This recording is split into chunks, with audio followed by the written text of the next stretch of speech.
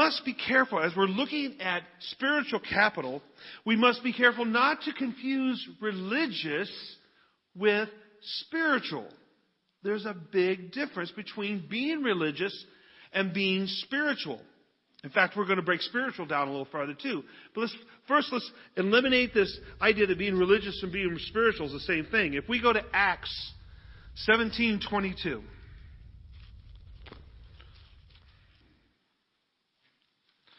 Paul is in Athens. He's speaking in the Areopagus, which is a place where people came to learn new things all the time.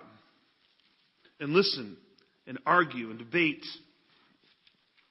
Acts 17, verse 22.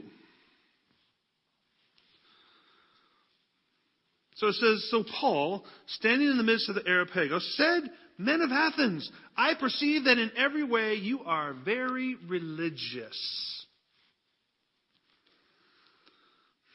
Paul says they are religious. Why? He says, For I pass along and observe the objects of your worship, and find also an altar with the inscription to an unknown God. What therefore you worship as unknown, this I proclaim to you. Paul was saying, you guys are so religious. You have so many gods that you worship. You have, what they did was they made sure they covered all of them. And they were so concerned about being religious that they even made an altar to an unknown God. To make sure. They would pray to that one too, just to make sure they got all their bases covered. They were that religious. See, the difference is between being religious and spiritual is spiritual has a focus. Being religious doesn't necessarily need to have a focus. You can have it focused on 1,000 different things. But when you are spiritual, you are focusing on one specific. There is a difference, though, between what the world calls spiritual and what we call spiritual. There's a lot of worldly spirituality out there right now. Eastern mysticism. You can say that a lot of the followers of Islam are very spiritual. But see, worldly spirituality is spirituality without religious framework. And without the religious framework, it puts man at the center. Anybody know how in Islam you get to heaven? By your what? Your works. Man-centered. What I do matters. What I do gets me to heaven. In all the Eastern mysticism, it's all focused on me. What am I doing? How can I find my inner peace? How can I find my spirit? How can I? Christian spirituality puts Jesus at the center. It's Jesus who paid the price for us. It's Jesus who makes it possible. It's Jesus who I need to look to. It's Jesus I need to pray to. It's Jesus. It's Jesus. It's Jesus. So when I talk about spiritual capital, I'm talking about our relationship with Christ.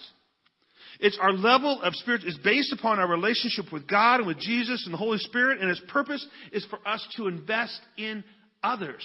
It's not so much that it's about Christ, but it's about our investing in others. It's never about me. It's always about Jesus and others. Always. And what currency we have for our spiritual capital is wisdom and power. And we get that from hearing what God is saying and responding in faith and obedience. Now, I want to ask you a question. Let's say you have an uncle who calls you up one day and says, hey, I want you to start investing. So I'm going to take $10,000 and I'm going to put it into an account for you. Would that be a good thing? See, when Jesus died on the cross, that was our initial investment of spiritual capital. He makes it possible for us to invest in spiritual capital.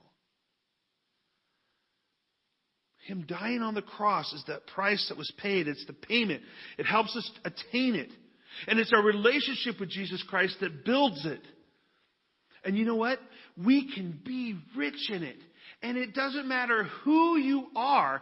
All of us, everyone, has the ability to be rich in spiritual capital.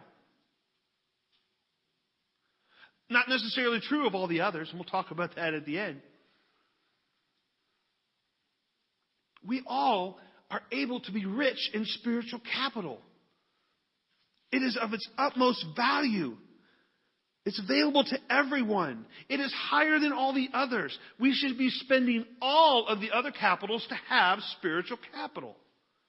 It's the focus of our lives. It should be.